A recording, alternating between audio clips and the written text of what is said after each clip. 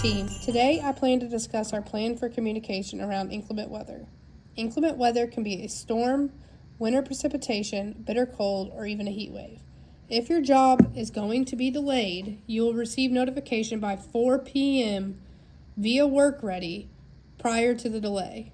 Alternatively, for out-of-town jobs and or offices, you will receive notification either through Work Ready or your direct supervisor regarding a delay. If work is delayed, the job site will not open until 9 a.m. the following day.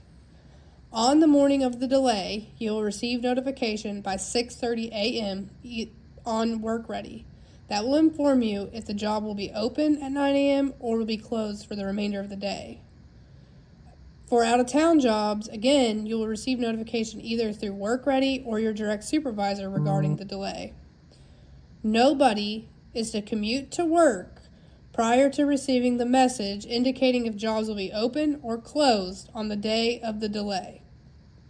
If work will need to be dismissed early due to inclement weather, you will be notified by Work Ready or by your direct supervisor of the early dismissal. If the E&W headquarters has not delayed or shut down a job site or an office due to inclement weather, and the E&W supervisor determines that the job cannot continue to operate safely due to inclement weather, or if he or she determines that it is necessary to shut down the job early to allow themselves and employees the time to safely commute to their residence, this is acceptable and no reprimand will be given.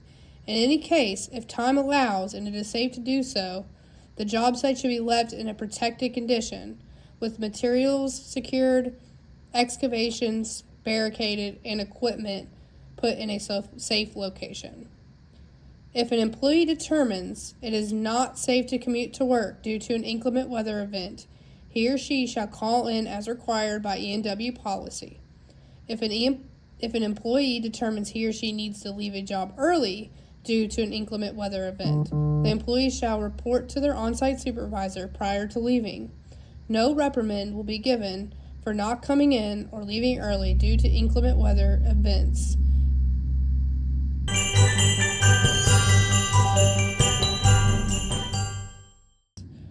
WeatherBug will be used to monitor wind chill. If wind chill levels are predicted to be under 10 degrees Fahrenheit the following day, work will be delayed until 9 a.m. If wind chills will not go above 10 degrees Fahrenheit the day of the delay, job sites will be shut down following the procedures discussed in our winter weather video.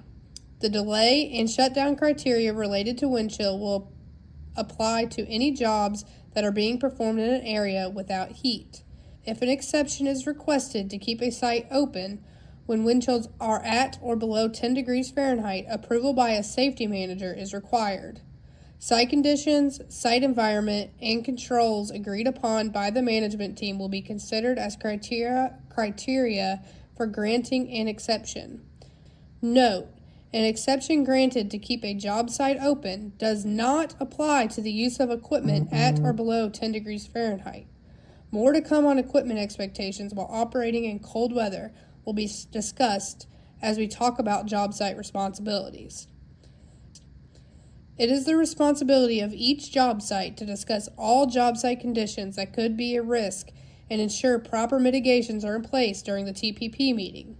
In the case that walking and working paths cannot be made safe due to lack of proper tools or materials, such as sand, the job site and or walking path shall be closed until proper mitigations are in place.